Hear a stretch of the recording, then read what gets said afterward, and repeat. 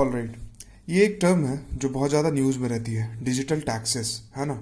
Tax हम लोग समझते हैं कि जब हम लोग कोई भी इकोनॉमिक एक्टिविटी करते हैं तो गवर्नमेंट हम पे टैक्स लगाती है, ताकि उस पैसे का इस्तेमाल गवर्नमेंट बाकी सारे काम पे, गवर्नेंस के इशूज़ पे खर्च कर सके लोगों के। मतलब ये एक तरह से रीडिस्ट्रीब्यूटिव जस्टिस को कह सकते हैं कि टैक्स लेके आप कोई काम कर रहे हो तो गवर्नमेंट के सर्विसेज का इस्तेमाल कर रहे हो, इंफ्रास्ट्रक्चर का इस्तेमाल कर रहे हो, रोड का इस्तेमाल कर रहे हो, तो बदले में आज आप कुछ पे कीजिए, ताकि फिर सरकार और ज़्यादा सड़क बना सके, और ज़्यादा बिल्डिंग्स बना सके, और ज़्यादा डिजिटल इंफ्रास्ट्रक्चर खड़ा कर सके, ताकि और ज़्यादा बिजनेस ग्रो करे।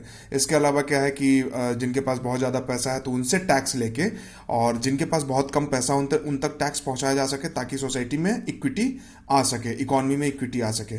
तो अब डिजिटल टैक्स क्या है? डिजिटल टैक्स बेसिकली जो जायंट है, डिजिटल जायंट है ना, जिनका कि एक तरह से मतलब अपना ही एक तरह का मोनोपोली क्रिएटेड है मार्केट में, जैसे कि आप फेसबुक को कह सकते हैं, ट्विटर को कह सकते हैं, गूगल को कह सकते हैं, है ना, अमेजोन को कह सकते हैं, एप्पल को कह सकते हैं।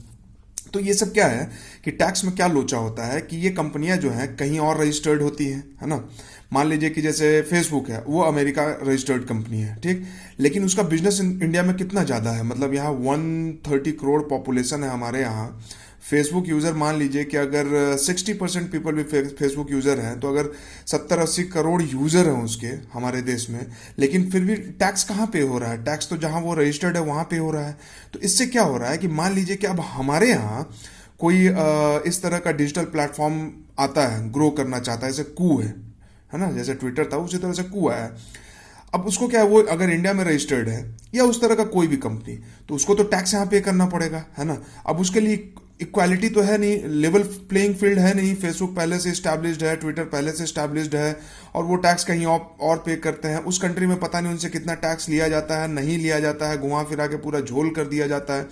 तो ये चीज़ें हैं, ठीक। दूसरा एस्पेक्ट वही था कि भाई आप हमारे यहाँ बिजनेस कर रहे हो, सिग्निफिकेंट अमाउंट ऑफ बिजनेस, आपका वॉल्यूम बिजनेस का बहुत ज़्यादा हमारे यहाँ है, तो फिर टैक्स भी पे करो यार। तो ये है। तो उन कंपनीज पे टैक्स लगाने की बात बहुत पिछले 1-1.5-2 साल से बहुत मतलब अच्छे से चर्चा में है। G20 OECD इस चीज़ को लेके बहुत सीरियस है, बहुत दिनों से चर्चा चल रही है। तो ये पूछा जा सकता है कि डिजिटल टैक्स क्या है। तो यही जो जायंट्स हैं, एप्पल, अमेजन, गूगल, फेसबुक, इन सब पर टैक्स लगाना है। यूएस इसको थोड़ा सा रजिस्ट कर रहा है कि नहीं भाई, ये डिस्क्रिमिनेटरी मूव है। बोला गया है कि 2% के आसपास टैक्स उनके ट्रेड एंड सर्विसेज पर लगाना चाहिए। एक तरह से इक्विलाइजेशन लेवी है। इक्विलाइजेशन लेवी क्यों, वो मैंने बता दिया कि भाई लेवल प्लेइंग फील्ड बनाने के लिए, और दूसरा कि आप हमारे यहाँ सिग्निफिकेंट ट्रेड कर रहे हैं, सर्विसेज कर रहे हैं, तो उसके लिए तो आपको पे करना ही चाहिए। तो यही था डिजिटल टैक्स के बारे में। तो ये एक छोटा सा टर्म है जो कि प्रीलिम्स में डायरेक्टली पूछा जा सकता है। Okay, thank you.